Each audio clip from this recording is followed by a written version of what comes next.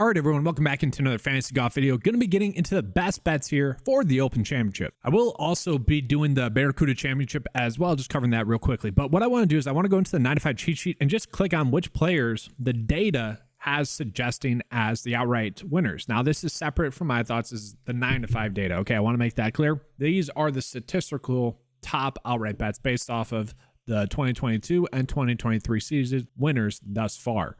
These are the players that would meet that criteria of winner. And we have a lot, okay? So these are going to be all the players that are coming in as desirable outright bets, okay? Big list, but we can see they are all really good plays. Like most of them, barely any red showing. So that's something that does make sense. Now we could also look at possible outright bets. Those are going to be players that are a little bit less desirable, but at the same time, wouldn't it be shocking to see when I would say the biggest names that are popping up in here that we might want to think about: Andrew Putnam and Corey Connors. Now I want to make this clear. This might not be a situation in which we are trying to outright bet them. Rather, find a good bet to pair with them. And I'm going to show you guys a tool that'll help you guys do that. And then long shot bets only.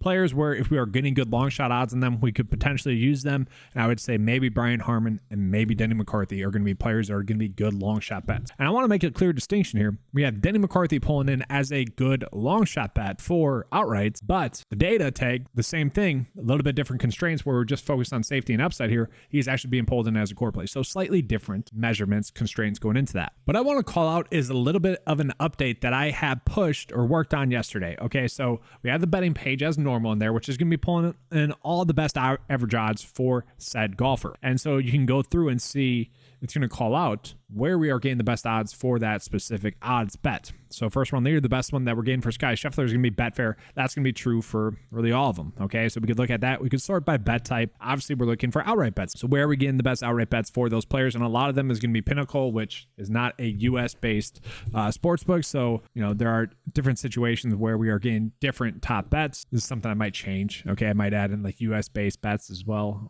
with the primary focus, I guess, of US only. But we can see Colmore Cow for DraftKings. That's like the first one where we are getting a big distinction. But what we can also do is go into the best bets tab. And that's going to be a more direct version of showing us where we are getting the best bets and maybe the best discrepancy. So here's a pretty big discrepancy that we are getting, okay? Sam Burns on Betfair, 3-1 to finish top 20. Now, we only saw top 30 in the 95 miles, so I want to make that clear. But that's a very big distinction compared to the average of 2.23. In that regard, it's very, very good. And then look at the past 20 starts, 50% of the time he has finished top 20 or better. So we like that. Robert McIntyre, you can get him at 0.6 to 1 on Betway, which is a pretty good odds bet that we're getting. So that's just a way we can go about using that. Okay. You can also sort by like specific sportsbook. If you want to find out where we are getting the best bets for that specific sportsbook, we can see FanDuel, we are getting some pretty good long shot bets odds out there. So for example, if you are someone that likes Robert McIntyre this week, it's fine. You would want to bet him on FanDuel. Matthew Jordan is someone that I called out a little bit, playing on his home track, 35 to 1 or 350 to 1 on FanDuel. Not a terrible bet there. So this is a unique way of going kind of by sportsbook to see where you are getting the best odds for that sportsbook, and maybe you can make bets based on that. We can see Cameron Smith maybe potentially here. That could be some sort of bet that we want to run out there for him. Top 10, 2-1 on DraftKings. Average is 1.72. Okay, just a good way to go about using this. But what we want to do is we want to figure out the best outright bets. So what I'm going to do is I'm going to click on outright. I'm going to go into the tab, bet tag, and I want to sort by outright bets. So I want to be pulling in that list of the outright bets so we can see where we are getting the best bets for those specific golfers. Unfortunately, for a lot of them, they are going to be sports books that are not available to the US. And so once again, I might be making a separate US tab here for this. So for this instance, I'm going to go back in here, same thing, look at the outright bets, seeing where we are getting the best. And so let's say you want to bet Scotty Scheffler. The sportsbook that you'd want to do it, that's going to be US based, would be BetMGM and maybe William Hill. Those are going to be the ones that are offering us the best odds on him. 7.5 to 1, probably not the best odds that we would want to chase too much. So maybe staying away from him. The next one would be Terrell Hatton. Hatton is a player that I think I really like this week. We can see we get 28 to 1 on FanDuel. To me, that is going to be a bet that I think we should be chasing. I think it's going to be one of the best bets that we get on the week. And I'll show you guys why. So course history wise has event history wise has an 11th, a miscut, a 6th, and then we look at his average start here on the majors in 2023, average finish at 25th. So not terrible in that regard. And that one miscut 2 years ago at the Open Championship is the one data point in which suggests any sort of resistance for Terrell Hatton. England-based golfer as well. That all bodes well for him. I love that we can get him at 28-1 on FanDuel. That to me is a very good number. He's coming in checking all the boxes, okay? Top 10 stat fit. Top 10 recent form rank. Course history rank, albeit different course, that's fine. Top 20 there. Specialist-wise, top 18. I talk about this a lot thus far this week. It's that you look at Rory, you look at Ricky, you look at Wyndham Clark, all players that have had good seasons, all players that have put themselves into contention multiple times thus far this season. It's one of those situations in which it is eventually going to break through for them. That could easily be the same for someone like Terrell Hatton. So I really like the odds that we're getting for him. And then we look at someone like Victor Hovland, where the bet tag likes him. Another situation in which the best odds that we're getting on him would be on FanDuel. Xander is someone that I think I'll end up betting. We'll see. Good odds on him on FanDuel, and William Hill at 25-1. Probably don't want to bet him on DraftKings. That is the trend, is that we're not really getting that many good odds on DraftKings. Now, Ricky Fowler, 25-1 on FanDuel, 25-1 on DraftKings. That's fine. If you guys want to roll with him, you can. The player that I really like is going to be Tommy Fleetwood. We can see at Bovada, we can get him at 30-1, which is going to be a great number bet. Pinnacle, it's going to be the same thing, but Bovada is available in US, so we can go ahead and use that. We can see he has been someone that could and almost should have a win, okay? That playoff loss, a little bit brutal for him, but maybe that was just all gearing him up to win at this event. It would be kind of the perfect storm. We see event history has really excelled. 4th, 33rd, 2nd. We look at the majors in 2023. Average finish of 19th there, so really good stuff there. And we look across the board, like he has been someone that has been trending in the right direction. When he's been on, he has been on. So I really like the fact that we are getting 30-1 odds on Tommy Fleetwood. To me, that's a really good number for him this week. And he's really coming in, basically checking all the boxes. A little bit of worry there, maybe in DFS, given the fact that he has 2 missed cuts somewhat recently over his past 5 starts. But the other good results were, top 10 finishes, results in which he was right in contention to win. Now, I don't know if I necessarily like Colin Morikawa. Patrick Cantlay, I'm still deciding on if I want to be on. Wyndham Clark's another one where I'm kind of deciding if I want to be on him. This should be a good track for him. I just don't know if I want to pull the trigger on that just yet. 60-1 on DraftKings, though. Very good odds for him. Remember, these are the statistical outright bets, the players that would meet the threshold of a normal winner thus far this season. John Rahm, 12-1. I mean, 13-1 on DraftKings. 14-1 on Bovada. Like, it's kind of crazy that we are getting those odds on him, and we are actually having to think about it, but he hasn't played all too well recently, so I get it. And then Shane Lowry. Shane Lowry is someone that, man, at 40-1 on FanDuel, Bovada, Pinnacle, that is very appealing to me, and it probably should be to you guys as well. Shane Lowry, yes, he is someone that I did not like originally to start the week, but the more I dove into it, the more he's kind of popping up, the more it could be a situation in which it plays out like when he won the Open Championship just a few years prior, where he's just a good play across the board, where you might not have any reason to go out of your way to really target him, but in the same regard, that is kind of the reason to go out of your way to target him, is that there's really no flaws in his game right now, statistically speaking. Okay, he is someone that just has been playing solid golf, and maybe this is a week in which that's what you need to do to be successful. You just need to be very consistent, and you can kind of stumble into a victory. So I could potentially see that with Shane Lowry. More of an odds bet here, but I don't mind that. So far, Terrell Hatton, Shane Lowry, Tommy Fleetwood. Kind of crazy, right? I don't know if I exactly love that. I think we could go Hovland. I think we could go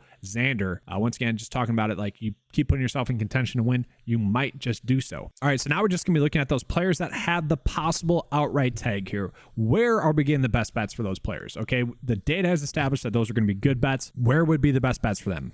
Okay, Bet365 for Henley and Connors to make the cut. That's maybe even a parlay that you could run out there. I don't mind that. That's not terrible. William Hill, Hideki Matsuyama to finish top 20. I'm probably staying away from that, but it's just a good way to go about highlighting where we are getting these good bets. We can see Bet365, Andrew Putnam, 2 top 20, 8-1. Actually, I don't mind that. That's not terrible. Andrew Putnam only ranks out as a top 40 play this week, but, maybe he gets a little bit of a lucky break, having the early tee time. That could help him, vault him into maybe a top 20. Maybe there's a weather advantage, and that could help him out a lot. And now lastly, looking at the long shot bets. Now, once again, you might not want to bet them outright. Maybe you just use this knowledge to find the best bets that we have available.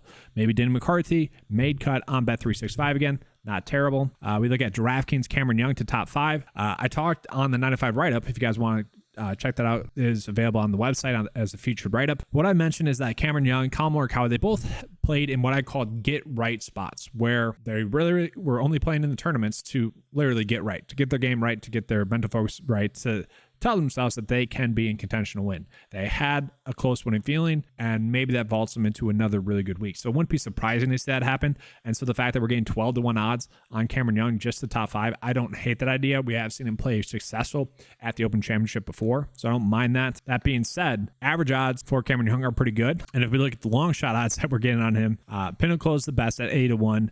And then the next best would be 70-1 for him on FanDuel. I want to call this out as well. For Denny McCarthy, we are getting some big discrepancies. He is one of my favorite outright bets, okay? Because statistically speaking, it wouldn't be shocking to see him pop and have a really good week. You can get him at 125-1. Look at the biggest distinction, or look at the biggest difference there. I mean, between 90 and 125-1, that is crazy, okay? You can give him at 165-1 on some sportsbooks. I mean, that's just crazy. We are getting some good odds on him there, okay? So not terrible. And so right now, these are going to be the players that I think are somewhat of the best bets. I do like Cameron Smith as well at 20-1 on most of the sportsbooks. That I feel like is a very good number. Xander, I might just keep rolling with. Honestly, I basically bet him every day, or not every day. That'd be bad.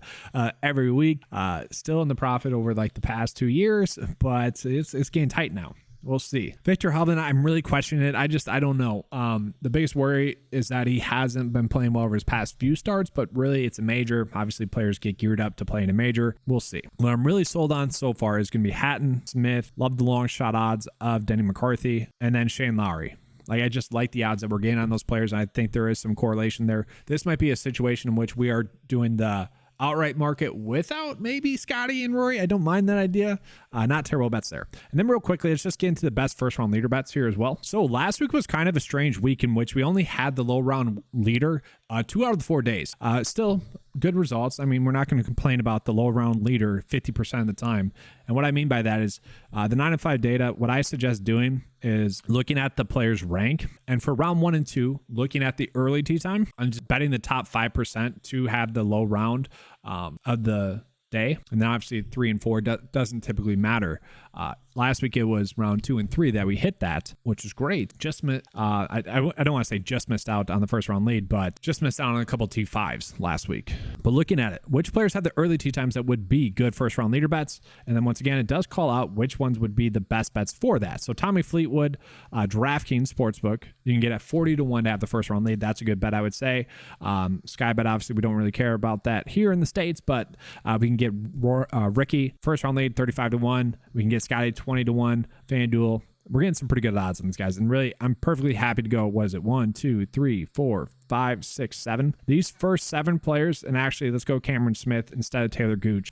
I'd be perfectly happy to bet first round lead. I want to call out as well, and I've done this a bunch, there is a market for BetMGM, T5 and ties. It's very good.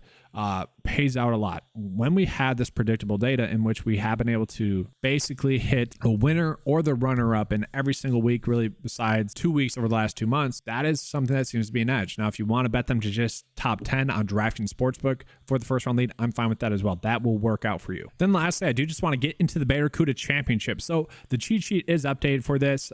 Just kind of calling it out. The players that are popping in as the best outright bets would be Jaeger, Taylor Pendrith, Mark Hubbard, Vincent Norrman. I don't know if I would roll with Vincent Norrman just given the fact that he won, so probably take him off the list.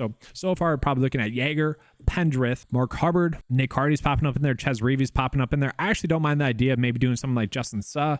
I would imagine he'd be able to have a good event here. I really don't mind the idea of Nathan Kimsey, who was a top 10 pick in the 9 and 5 model last week. He's a top 10 pick this week. Grayson Sig is someone that's popping up, does have good course history, coming in off of multiple top 20 finishes over his past 3 starts. Love to see that there from him. I think he makes for a lot of sense. Troy Merritt made a tactical mistake by playing in the Scottish Open. I really think so, instead of playing in the Barracuda Championship, where he probably makes the cut. And if he makes the cut there, chances are he finishes top 30 or so. Who knows? He does have good course history though. And so he also probably should have won one of these years. He was mic'd up, and everyone kind of thought that that's the reason why he didn't win, because he was mic'd up the whole round. It wouldn't be shocking to see him have a good week. We are getting tremendous odds on him. And then I want to call this bet as well. Adrian Sadier, I think that's how you say his name. Based off of the data that we have, he has just been playing extremely well. I really do not get the the price on DraftKings, I really don't get the odds on him either. Had a third place finish last week. It wasn't too shocking because he has been in such good form. It is being pulled in from the DP Tour. I get that, but he has had a bunch of starts. He is a player that I do think we should be looking at this week. So once again, Sadier, I like as an outright bet. Maybe Troy Merritt, Grayson Sigg, Nathan Kimsey, we'll see. And then just some easier ones, Jaeger, Pendrith, Mark Hubbard, I like as well. And I haven't been able to do it just yet, but I do want to add in the alternative field events betting sheet as well. It's just a work in progress. So what I would like to do is Jaeger, Pendrith, Mark Hubbard, Grayson Sigg, maybe Nathan Kimsey, Adrian I like as well, and then Troy Merritt. This is actually, I think he was 101 to start the week, so I don't know, 75 to 1, maybe not. This is a situation in which maybe we shop around to get the best odds bet there as well. But that is it for this video. Hopefully you guys enjoyed the coverage. If you guys want access to the 9 to 5 data, it is available for just $10 a month. I price it that way to be a good value for you guys. I hate the idea of people having to pay a ton just to get good fantasy golf advice, or tools, I should say. So, make sure to look out for that. That's all I have for you guys for this video. If you enjoyed it, make sure to give a like and subscribe.